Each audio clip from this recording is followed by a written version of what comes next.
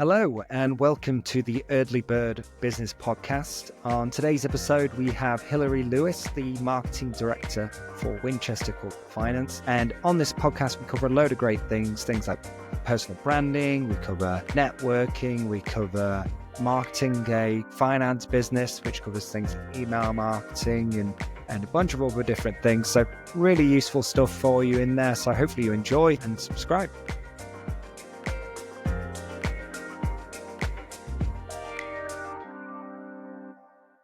Okay, so on this episode, we have Hilary Lewis. Hi, Hilary. Hi, it's so nice to be here. On the episode, we're going to look at basically a lot of different things around marketing in finance, get to know you a little bit better, but hopefully it's a good lesson to whoever tunes in. So let's start with you, Hilary. Could you talk me through your background, your career up until now?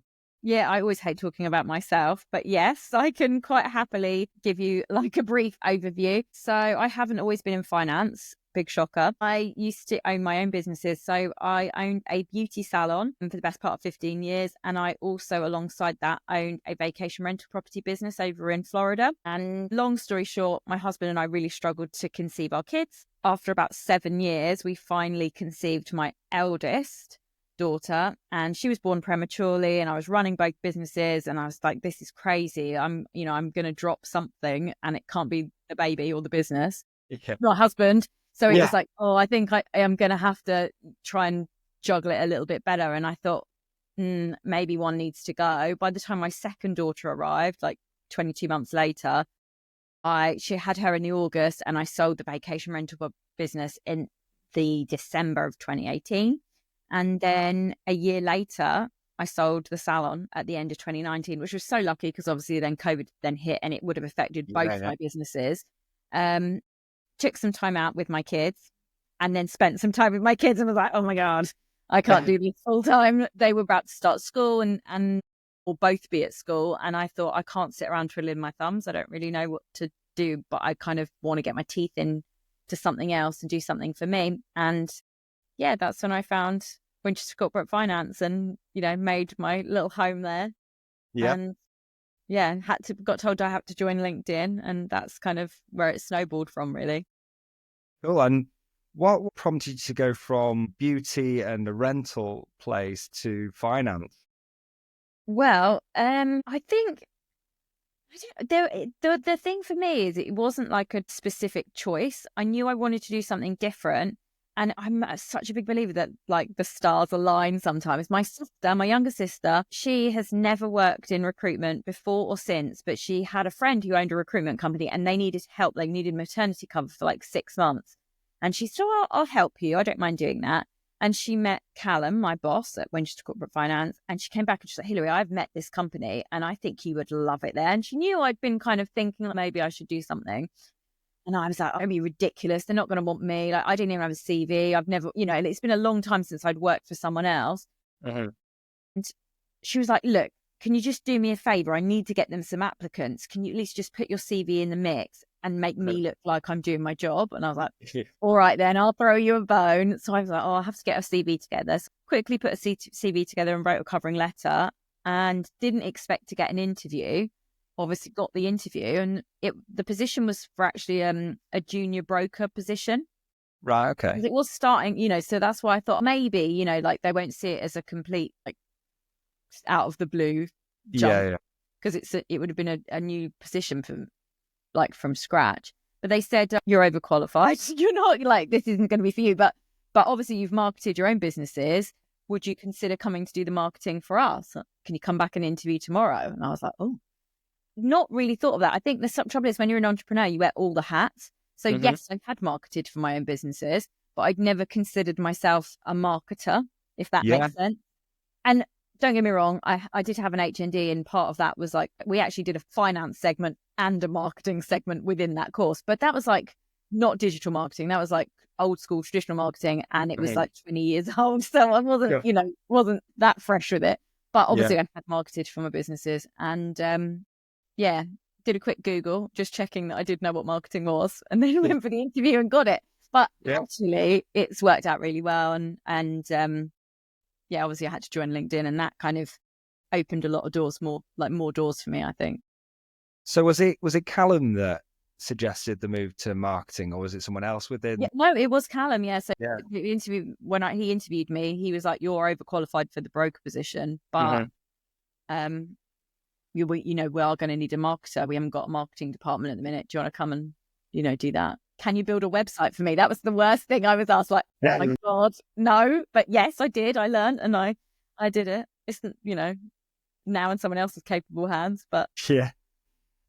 With the running your own businesses then, how did you sort of take that sort of into the new role? Because it's interesting really looking at what you've done there, because a lot of people, have this view of wanting to own their own business, but you've done it the opposite way, where you've ran your own business and now you've used those skills to get the right job here. So yeah, could you talk me through that transition? Yeah, I think and it's a big one, because I think people, I bought my first business at 22. So when you're young and you start, you're kind of really thrown in and you feel like you don't know anything. But I don't think people realize that I still feel like that now. So I still feel like I've come in and I don't know what I'm doing, but you kind of find your feet.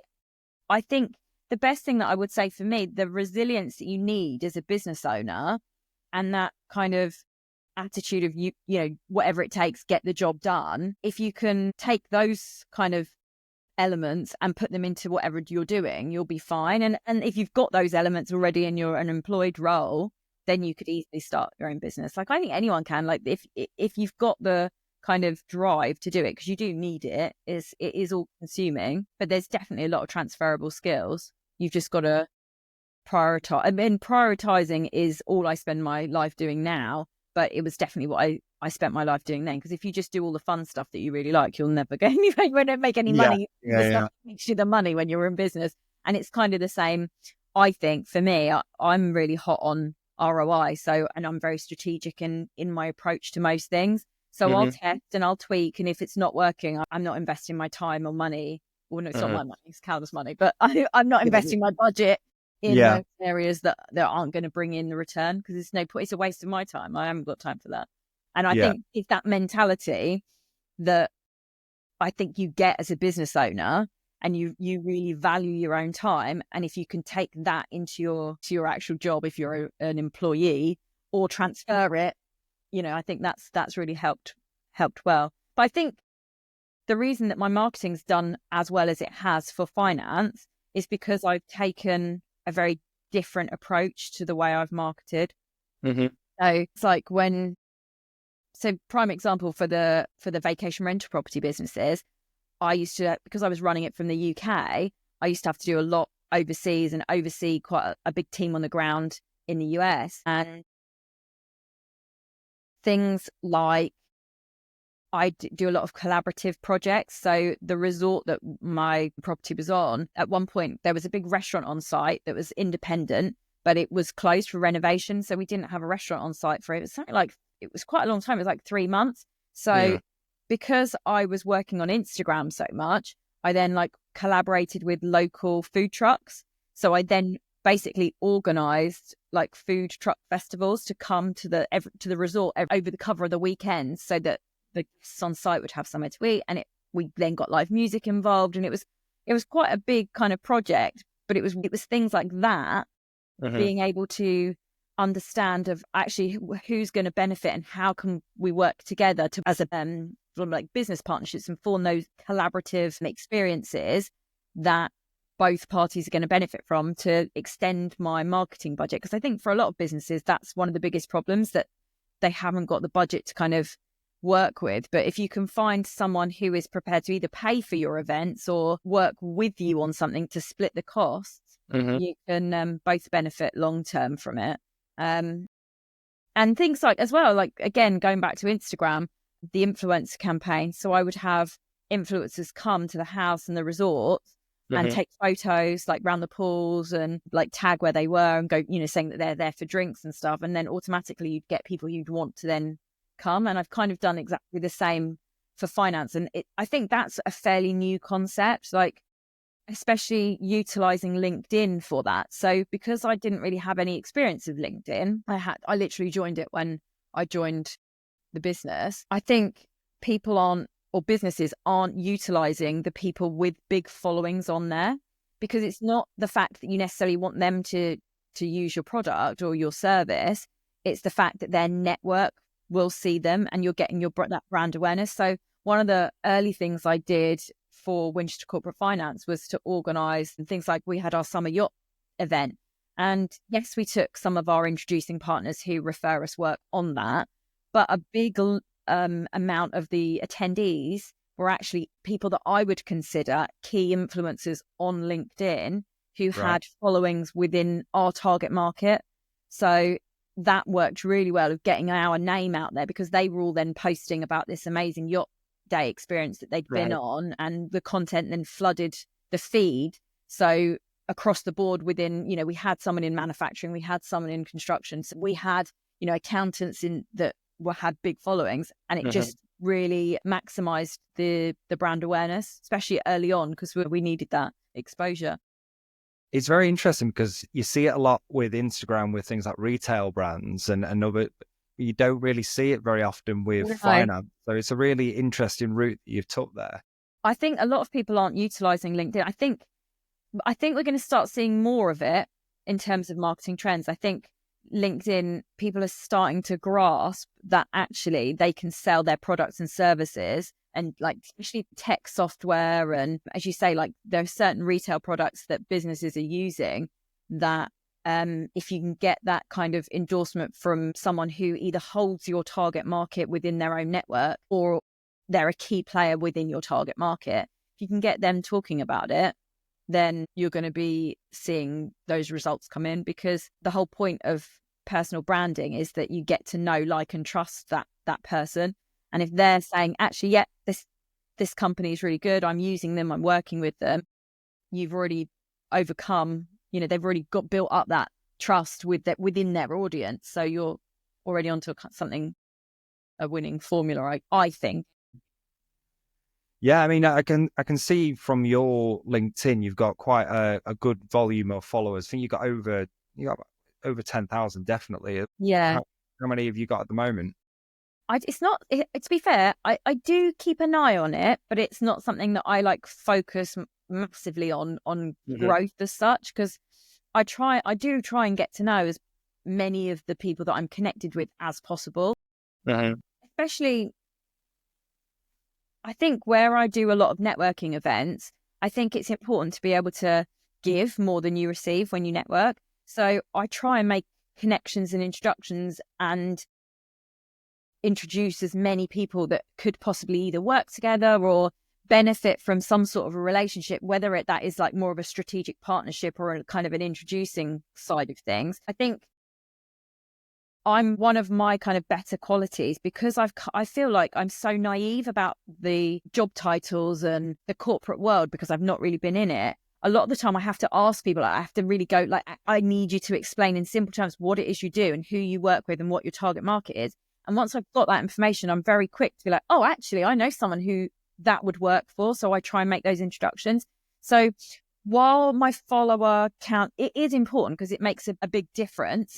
Obviously, the larger your number, the more chance you have of your content as a content creator of being seen. So it is important, but it's not something that I constantly focus on. So I know that I haven't hit 11,000 yet, but I'm around that 10 and a half, 10, around that mark. And it's weird because sometimes you'll get fluctuations. You'll suddenly have you'll be around at a certain point for a while, and then all of a sudden you'll get a sudden influx, and it's like, oh, okay, so someone has seen something new and it's made them know I'm going to follow that person. But you can write posts for growth. There are certain, you have to be quite generic, whereas I guess I'm quite specific on what I talk about. I have my content pillars, and I think if you're focusing on growth, you'll find people will talk about things like LinkedIn. LinkedIn always does really well, and it'll get people. People just, aren't sure where to go and what to do on there. So if you start talking about that kind of element and giving tips away in your content, well, oh, actually, I want to follow that. Sometimes if I'm talking about finance too much, people are like, oh, I'm not interested. Yeah, it's only a small group double. And I think that's the thing that I think people forget, that if you bang on about the same thing all the time, it gets boring really quickly. Yeah, for sure. I think you touched on something really good there as well with your networking, which I'd love to talk to you a bit more about. You mentioned about being almost like that connector between people. And I've found this myself recently because I never really did networking until this year.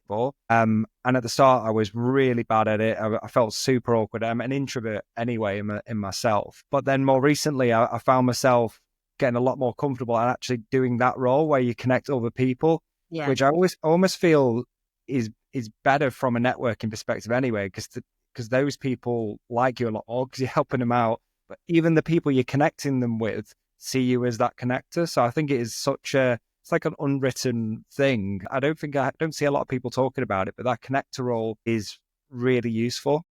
Yeah, I'm massively. And I know it's funny, actually. I remember our very first conversation and we were talking and you were talking about getting in the accounting space. And I was like, oh, you need to get, these are the events you need to go to and this is what you need to do. And like, I think people see it as helpful and that's how I'm like to be a helpful person. That's what I would like to be perceived as anyway.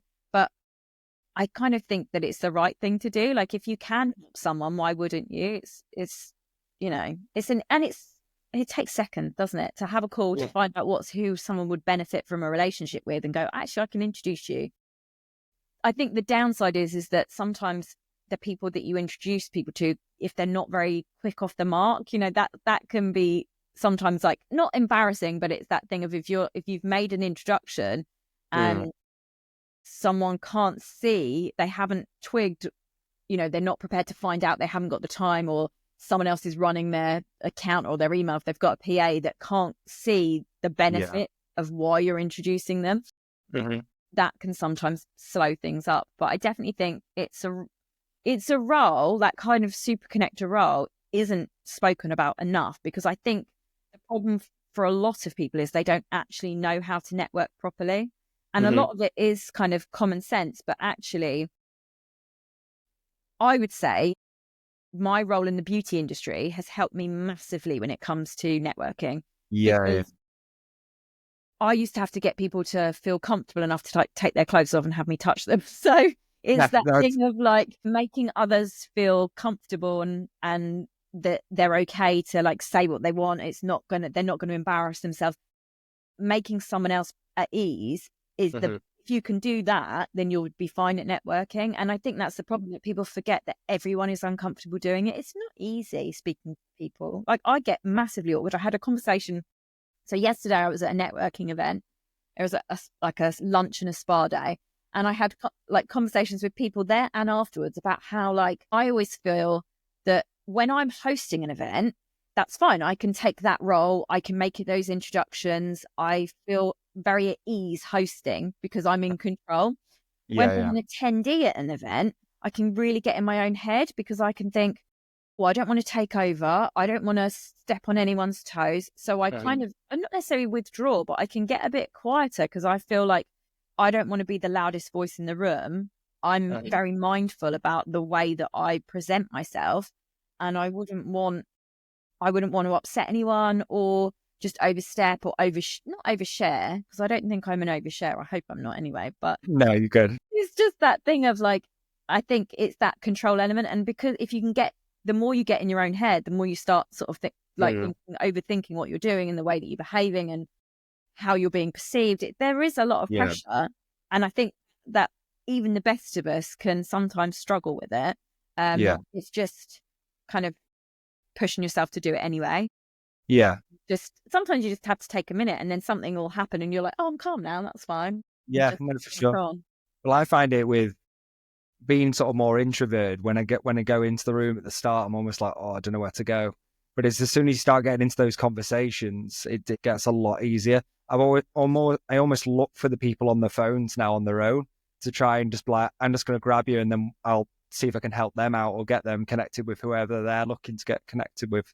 That'd be a little tip that I'd say to someone like me: just look for the other introverts in the room and grab them.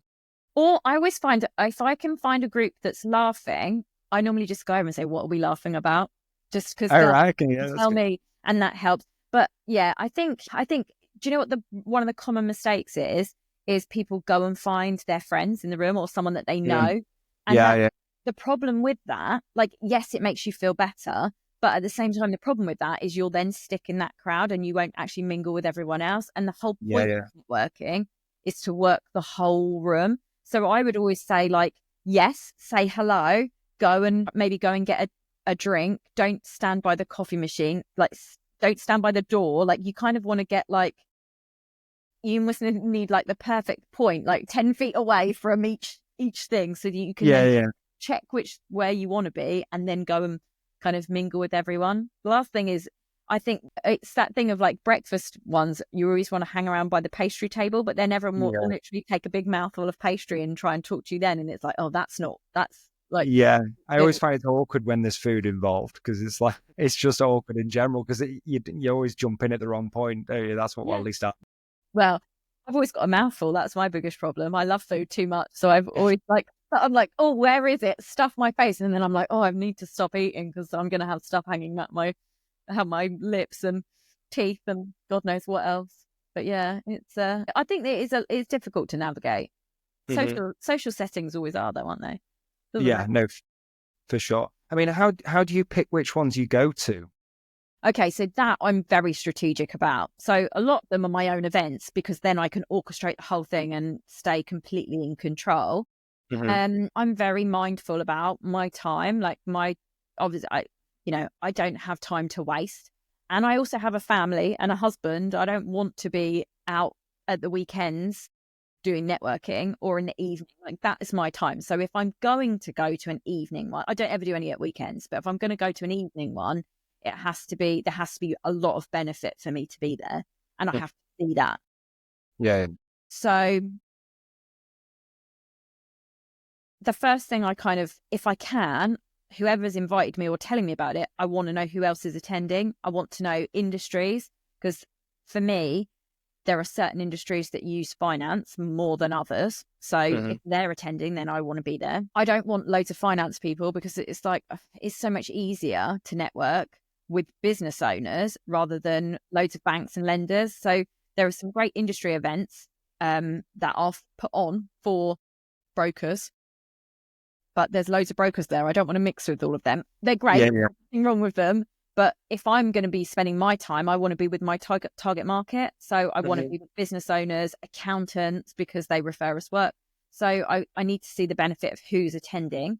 So that's like the first point I look at. And I also look at the level of business. So for me, it sounds really awful, but I don't want lots of hobby businesses. I don't want, the sidelines. They're not my target market. We work with businesses who are in their growth phase. They're normally turning over between 1.5 million at the lowest to 5 million around the highest. I mean, we do work with businesses that turn over more, but that's our kind of like target market. So if I'm with a load of craft sellers, they're not my target market. So again, I have to make sure that they're the right businesses that are attending.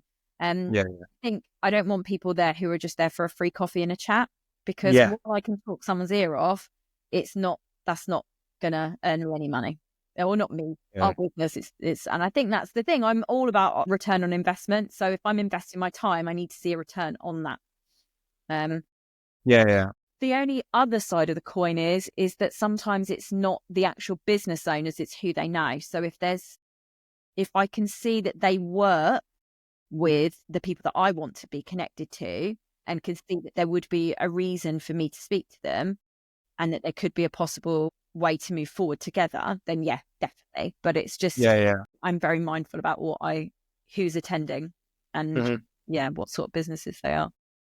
Yeah, no, for sure. And I think there's a load of good advice there from a networking perspective. I'd love to talk more about your personal brand, because again, it's very interesting that you started on LinkedIn when you joined Winchester Corporate Finance, and you weren't using it before that, and you've managed to grow really quickly in that time. So yeah, I'd love to learn a bit more about your strategy behind that. I know you mentioned the influencer side of it, but anything else that would be useful? Yeah. So when I was really lucky. So when I'm not a massive social media fan. However, I have had, like, prior to joining Winchester Corporate Finance, I had TikToks go viral before, and I had built on Instagram before for my businesses. So I can't say that I was a complete novice, but I will say that LinkedIn is very different to both those platforms. You can't just post a picture, like a nice picture and a one-line caption, and it do well on LinkedIn. It's just not, that's not how it works. But when I joined, I had started making content, and I actually got in contact with Jerry Williams. I sent her a really random DM message, and it went something along the lines of, "Hi Jerry, you don't know me. I've got an event. I've got a Ladies' Day event at Goodwood on Thursday." This was like Monday or Tuesday. I was like, "I know it's super short notice, but I literally know no one in the industry, and I've been asked to take like 10 people to this event, and I don't know any. Is there any chance you might like to come?" And she got back to me straight away saying, "Oh, that would be so nice. I'd love to come." And we hit it off straight away. We all got on so well. I think we went for lunch like the next week, and then the week after she took me on a yacht. But during our chat, she actually mentioned Leah Turner to me, and she said, "Oh, if you want to kind of learn how to do LinkedIn, I'd have a look at her content." And actually, we did, as a company, we did Leah Turner training. Then after that, so everyone, the whole team, kind of did training with Leah. And that really helped massively, like set me up for, okay, this is what I need to do to get my profile in order and my about page, and kind of like really get to grips with the way it works and the way that content does kind of well. Making sure it's little things like prime thing of like making sure that your photo was on public, because a lot of us were on private and we didn't have a clue. So we got photos up there, but we had them all on private. So it's little things like that made a big difference. And then, yeah, I think I just started consuming as much content as possible. So I was looking at like the copywriters and other people who were growing on LinkedIn, and just really studying what they were doing and studying the free information that they were giving out, because there's so much value on LinkedIn. Like you can learn LinkedIn through being on the platform. You don't even have to spend a penny. Like there is so much free advice that's given out all the time. Yeah. So yeah, I basically just started implementing. And I think that's the thing. Like a lot of people are like, "Oh, you're on there all the time." Like, well, it's my job. It's my job to be on there all the time. So yes, I am on there all the time. Yes, I am growing, but it is my job to do it. So I had to kind of get good at it because it was a requirement. Yeah. But yeah, I think having that structure to your content and being consistent. So I post every day at 7 a.m. I say 7. Sometimes it's 1:45, sometimes it's 10 past, but it's around that mark. Yeah. And I have my kind of content pillars. So I personally talk about marketing because that's like my department. I talk about networking because I run events, and I talk about finance. They're my 3 kind of content pillars. And I kind of, depending on what I'm doing, I will filter my content as to them. But I think sometimes what sets me apart is the fact that I'm quite personable in the way that I talk about. So the way that I'll present information is really digestible.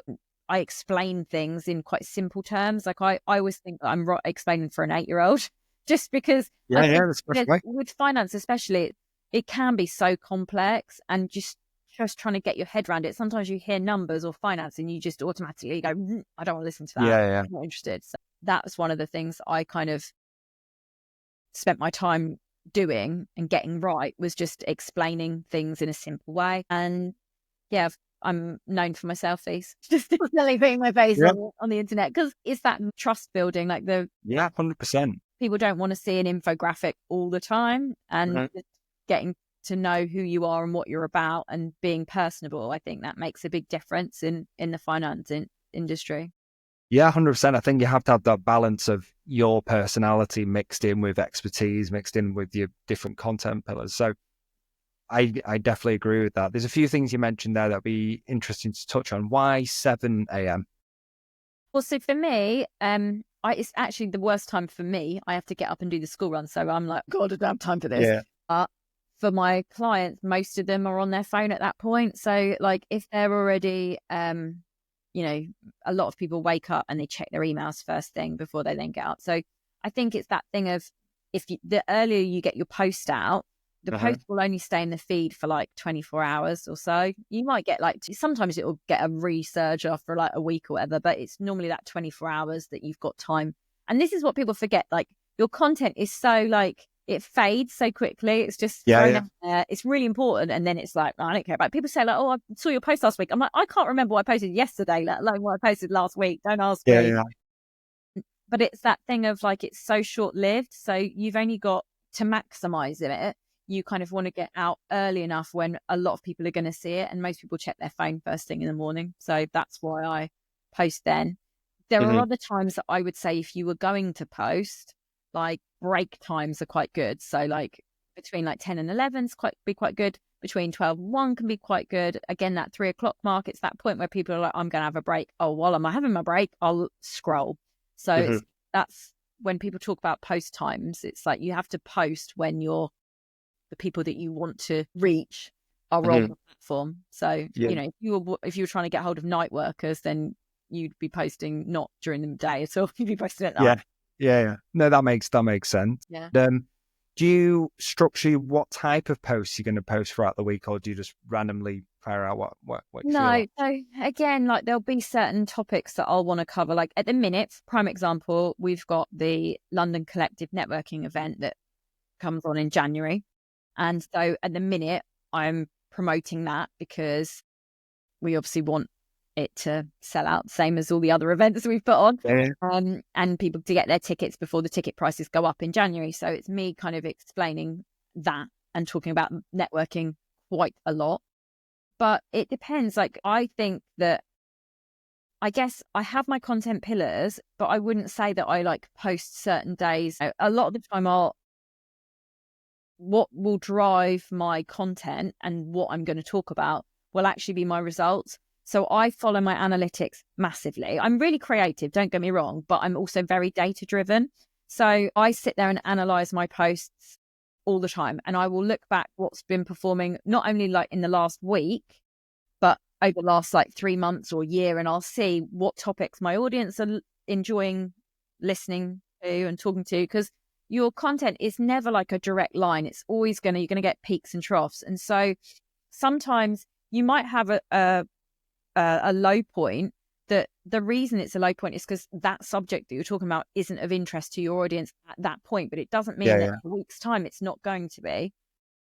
But at the same time, if you can see an upward curve, like if I'm talking about, I know when I've been talking about a certain subtopic too much, because I can see that it's like, oh, my engagements are dropping off or things are dropping. You're like, right, okay, well, I need to change this then and then talk about something else. So my content will drive my future content, if that makes sense. My past performance will drive my future content.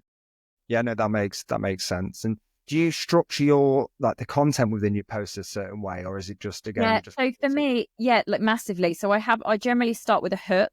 So my hooks might not be the same as someone else's hooks. So I tend to use like song lyrics a lot.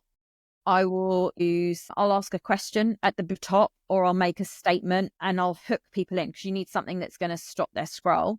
And then I'll write my bulk post, and I normally try and add some sort of value to it, educate or entertain in some way. Sometimes I try and be witty. I'm sure I always feel bad because I always think I'm much funnier online than I am in person. But I'll try and say something funny. I think I'm hilarious. Hopefully other people find it funny too. Yeah. And then, just add something valuable, so to teach or entertain. And then I'll always close my post down with like what I thought about that, my thoughts. And then I normally, for engagement purposes, put a question at the end. So most people will see that I have something. I either have like a call to action. So I'll want them to like buy now or book in for a free business review if I'm going down the finance road. Or if it's like for ticket sales, it might be like, oh, here's the link if you want to buy your ticket.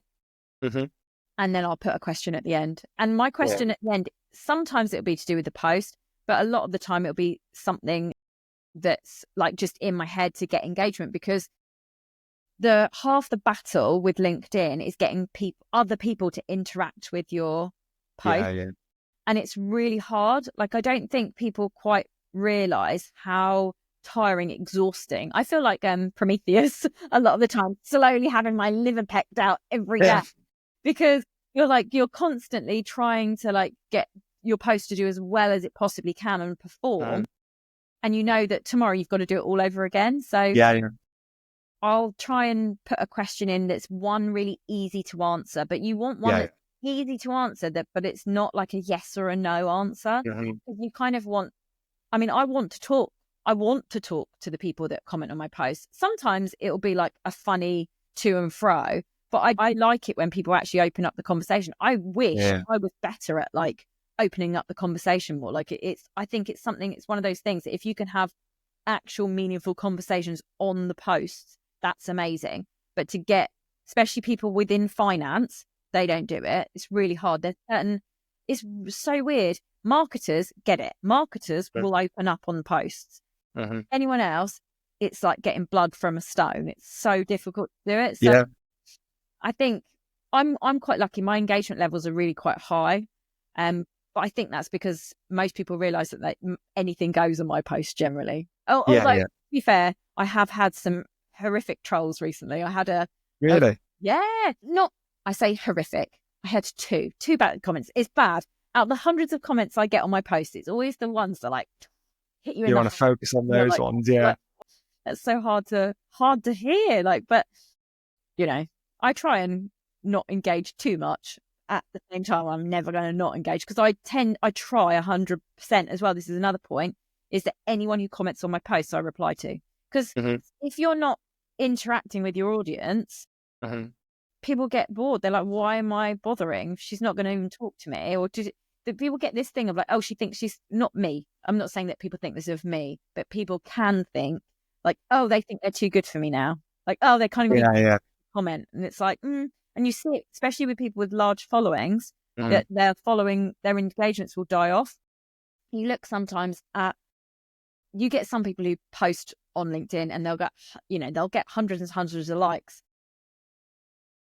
But you get others who've got really large followings that might only 2 or 3 likes. And you're like, oh my God, why are they? But it's because there's nothing to interact with. There's no question in the post. There's no engagement with the audience that they're speaking to. I think the biggest thing is, again, I talk about audience, I talk about following, but really what you want is a community. And that's what I've tried to build as much as possible, of a community of people who are like-minded. They're in business. They're all thinking the same way. They've all got that growth mindset. They've got that kind of positive backing. They're going to enjoy my content because that's what I talk about. Yeah. I know we talk like, you don't want a whole echo chamber, but at the same time, like, I don't really want people to say mean stuff to me online. It's not that nice. I'd always say if you're getting some mean comments, you're probably doing something right, where people are almost a little bit, maybe even jealous of what you're doing. Yeah. I think it's the internet's a funny one, isn't it? You never know. Yeah, you never know. I'd say you raised a really good point about asking a question at the bottom, but not making it too difficult for them. I guess you don't want people to have to think too much in order to answer the question. If they spend a minute reading your post, for them to then spend another couple of minutes thinking about an answer and drafting the response and stuff, they're just going to give up, aren't they? Whereas a yes and no is a little bit of a cop out. I guess it's a bit of an art, really, finding that middle ground. And it really is. It's not easy. I think that's the thing. If content creation was easy, every single person would do it. Yeah, for sure. I think there's a lot of people trying to do it, and there's a lot of people, well, to be fair, most people don't post because I think out of the fear of what we're saying right now of not getting anywhere with it, or almost having that imposter syndrome side of you. So there is I think a lot of times it's just doing it and being consistent with it. It's my word of the year for next year. I don't know if you've heard me talk about this before, Hilary, but I was listening to a Secret Leaders podcast recently, and they were talking about New Year's resolutions, how nobody sticks to them. And I was like, yeah, to be fair, I've had loads of New Year's resolutions that I haven't stuck to. So instead they said, think of a word for your year that can be like your North Star, the thing you try and stick to, and consistency's my word of the year. So potentially you can think about yours for the next time I see you. Gosh, slog. That's what I think. Yes, slog is always mine. Everything's a slog. No, and I'm terrible at goal setting. I really am. I think like I'm very good at like having an idea of like what I want to do, but I'm not very good at putting it out in the universe. Like I know some people have got like full blown like Pinterest aspiration boards, haven't they? Whereas I'm not very good at like setting. I just have. I think the reason I don't necessarily set goals is because I'm so driven by data. So I'm very quick if something's not working to pull the plug on it and go, actually, that's fine. I've tried it. It has not worked. I'm going to go down a different road, and then I'll look at that. So I'm quite happy to pivot enough to like, and I think I find goals very structured, like too structured for me sometimes. Yeah, you kind of don't want to pen yourself in too much, do you? I know, I don't realize I'm free spirited as Yeah. I'm kind of similar. I think if there's a specific thing, it kind of almost it can be too daunting. That's why I like the idea of the word, because like if I stick to that thing, which is consistency, then maybe the end result will come anyway. So that was my thought process behind it anyway. No, I can definitely see like the method to the madness. I think I'm a bit of a rebel. I just don't like being told what to do, and I don't like even telling myself what to do. So it's like, no, I'm not. It's almost like if you don't want me to do something, tell me I can't. Like, and or I have to, and then it's like, I just straight away. I'm terrible with that. Yeah, I've always said I would be a nightmare to manage, but actually, I think my boss finds me easy because I just kind of sort myself out and don't have to. Yeah, just get on with it and do it. Yeah. Another question I wanted to have is obviously we've talked about networking, we've talked about personal branding and LinkedIn. What else is that how Winchester Corporate Finance gets the majority of their business, or do you do anything else to generate business? We do. We have, so yes, I do get business through LinkedIn and get regular leads through there. We have introducing partners. So as I said before, like accountants and sometimes people like CFOs and like business coaches, anyone in that kind of sphere that are working with business owners in having conversations about their growth and possibly their needs, they might recommend our services. So we have them as introducing partners. And then email campaigns are, I would say, my top performing lead gen. And so I send out 2 to 3 email campaigns a week, Winchester Corporate Finance, and they work really well. Right. And how do they typically look? Are they big audiences or are they quite niche? Yeah. So we have an audience of about 30,000. But they are very data driven audiences. So it's we work with a company called Data Gardener, and we actually buy in data that is like businesses who've already opted in, who they want, say they might have had a loan in the past and they've ticked the box to say like, oh, we want more information on this subject as such. And we then, email them. Well, obviously we have like a nice warm up sequence that gets like introduces us, and I make it very easy for people to unsubscribe because no one wants to get those emails if you don't want to get them. I don't want them in my audience if they don't want to be there. Like that's not there for me. So, and we send out, well, as I said, 2 to 3 campaigns a week, just talking about like the lending landscape, options. We'll give tips on like how to grow your business, and sometimes we'll put in information like networking events. Like we want to give back to the business community as much as possible. So anything that might be of use to them, I talk about in my email. I actually find that my email content will sometimes be what I'm putting in the email will then go out on LinkedIn and vice versa. If I have a post that does really well on LinkedIn, I'll convert it into an email and send it out to everyone. I test my content both ways with that because again, I'm data driven. So if it's really working, really interesting. Why wouldn't so you're using it both ways. So if an email does well, you're using it on LinkedIn, or if a LinkedIn post, right? Okay. So, and the email campaigns, are they typically educational then rather than a salesy style email?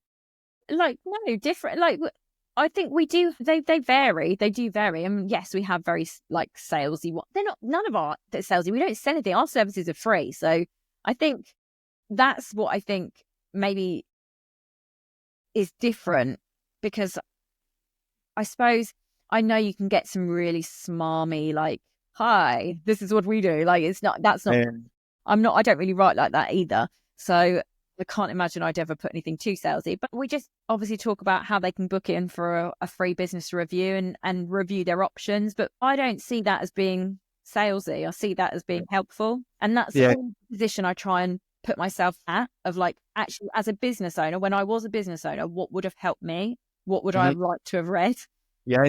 That's the content I write for. It's actually really useful that you've owned a business, like, and I've gone back to this point a couple of times, but I think it really is a very interesting thing about you that you've gone from being a business owner to being now a marketing director within a company, because you kind of know the Yeah. customer that you're aiming towards. Yeah. Yeah, it's really useful. I think the biggest thing is, though, I think obviously I was in B to C before, Uh-huh. and the biggest misconception I think that B2B have is that it's a different sort of campaign. But for me, I'm like, it's not.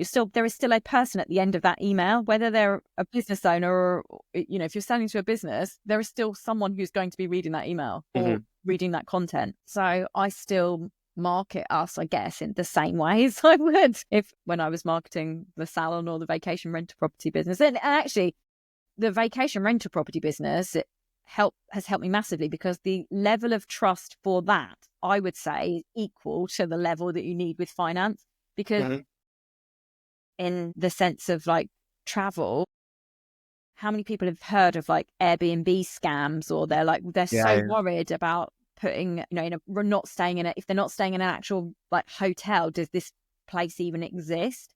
So there's a lot of trust there, and I think that has like really put me in good stead for the level of trust that you need in finance, because it is such a nerve-wracking experience as a business owner to risk, you're sometimes putting your house as guarantee, or risk your finances with another company to know that they're actually going to do their due diligence and make sure that they are getting you the right deal. I mean, I was really shocked when I first joined the industry, because again, it's an industry I didn't know anything about. I had to learn quite a lot.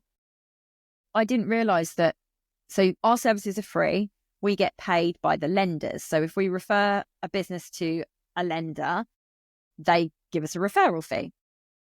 But not all lenders pay the same amount. So you get higher paying lenders.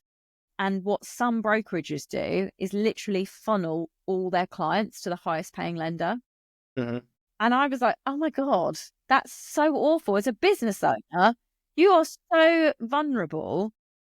If someone's doing that, you'd have no clue. There's no way you'd find out if you've got a good deal or not. And the whole point of going to a broker is that they know their stuff and they should be like working with you. And I think that, again, my approach, and I'm lucky that Callum, our director, he was very much about the client, because that's how I worked when I had my businesses. I'm very client centric. Without your client, you have no business, do you? They're the ones that you need to. If there's problems or it's not working well, it's going to show pretty quickly, because they're going to be unhappy. So for me, your client experience and the way that your clients are looked after is really important.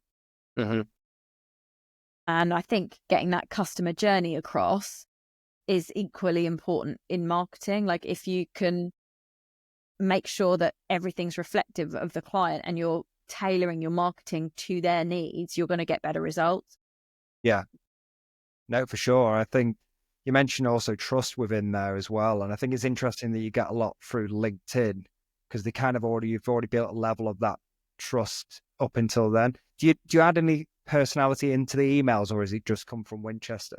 So we obviously do have, I really enjoy like the branding element, and we do have our sort of like brand, our tone of voice. I would say I've made it more similar to mine, just because it's easier for me to write in that way. Yeah. But we are I would say the emails that I write from Winchester Corporate Finance, they're not as lively as mine. Like, I will be really tongue in cheek and say, I don't think I say anything outrageous in my LinkedIn content, but I'm certainly more like, I don't mind swearing occasionally, or I'm less professional. I think, whereas when I'm speaking from the company, yes, it is more professional, but we're still quite playful in what we'll talk about. We'll make light of things. So yeah, the tone is not corporate Colin. We're not. I don't think I could ever be that. Yeah, no, I think it's kind of a good angle anyway. I think coming from being a bit more personable rather than corporate-y, I suppose a lot of business owners don't necessarily just want to deal with that corporate entity. Well, I don't think business owners are corporate. Most business owners are just normal people, aren't they? Like, I think that's the thing, like big corporations, they're not our target market. So while, yes, you do get some very stiff grey men in suits. In the industries that we deal with, so like manufacturing, a lot of the time there's people who've, they've worked their way up through a company and they're now at the top. So they've seen, they know and understand every single role within their factory. Yeah. So I think that they appreciate that kind of softer, more approachable side far more than if you're very, very dry with your delivery. Mm-hmm. Yeah, that makes perfect sense. And outside of emails, then, is there anything else that you do to market the business that you've done previously that's worked? Yeah, so we have done some print campaigns, and we tried things like newspaper, we're doing more this year, 2025. I want to get more involved with getting the website sorted, and obviously I knew that when I built it initially, it kind of did the job, but it wasn't our main focus. It wasn't there to get leads. So now our focus is very much on upping the website, organizing the SEO, working more with PR companies to get that word out about us and how well we work and some of the case studies we do. I think, again, it's just really showing how we've helped, because I think if you can demonstrate that, how you as a business help your target market, it comes in tenfold. But for us, that's our next focus. So ask me at the end of 2025 and I'll be like, yes, it's all worked. We've gone tenfold. But that's where I'm pushing my energy on next, because we've got the other channels set up really well and they're taking over now. But I think that's one of the biggest things as a business owner, is trying to run before you can walk. And I think sometimes you can be a bit like a kid in a candy store, like, oh, I want to be on TikTok, I want to be on this, I want to be on Instagram, I also want to. It's it's too much. You need to hone your craft, get your channel, a couple of channels set up well so that they're actually working, top of the funnel, and start working it down. And for us, this year will be all the website and driving traffic to that. Well, I think you guys are in a really good position, because I think you've done a great job, like you said, of just setting up those other avenues, through LinkedIn, through your emails and whatnot. So there is a consistent flow of opportunity there. And now, going into the next year with the website stuff just makes perfect sense, because you've got the foundation that you mentioned there about displaying case studies and things of that sort. You've got a really good foundation already built, so that should be fairly straightforward for you now. I remember having the chat with you and Callum, and Callum described you guys as an actual honest, straightforward, we'll tell you how it is type company, which is really not always the case, as you've kind of alluded to with what you do. So I think you're in a good position now of building that up and obviously displaying that on the site. Yeah, we're really excited, because I think that once you've got the pieces of the puzzle slowly come into, I feel like we've got the corners in, we're just building in the center now. Yeah, exactly. So I reckon we'll leave it there. We'll wrap it up.